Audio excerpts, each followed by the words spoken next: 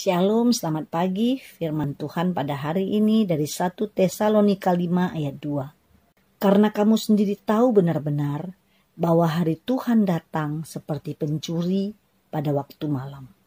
Tidak seorang pun tahu secara pasti kapan hari Tuhan tiba.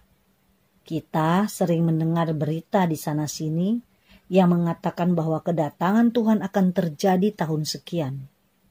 Akibatnya, banyak orang panik.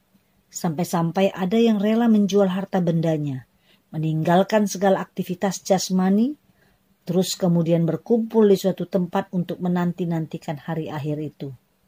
Ternyata hari H yang dinantikan itu tidak pernah terjadi.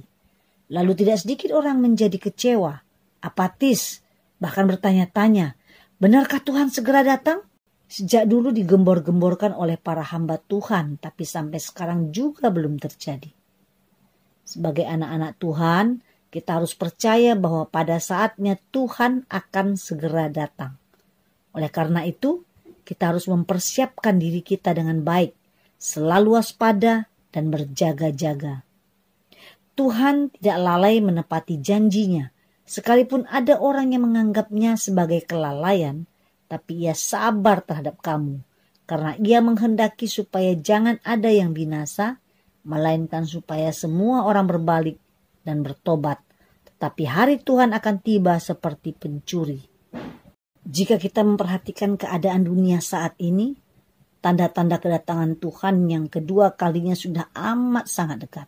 Alkitab menyatakan tanda-tanda itu diantaranya adalah munculnya Mesias palsu. Banyak orang akan datang dengan memakai namaku dan berkata, akulah Mesias. Dan mereka akan menyesatkan banyak orang. Matius 24 ayat 5. Lalu akan ada deru perang dan kabar-kabar tentang perang terdengar di mana-mana. Bangsa melawan bangsa, kerajaan melawan kerajaan. Akan ada bencana kelaparan dan gempa bumi. Matius 24 ayat 7b.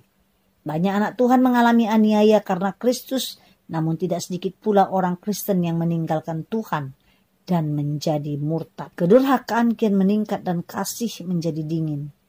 Kejahatan di dunia ini kian memuncak dan banyak lagi. Bukankah hal ini sedang melanda dunia saat ini? Saudaraku, kita tidak perlu takut.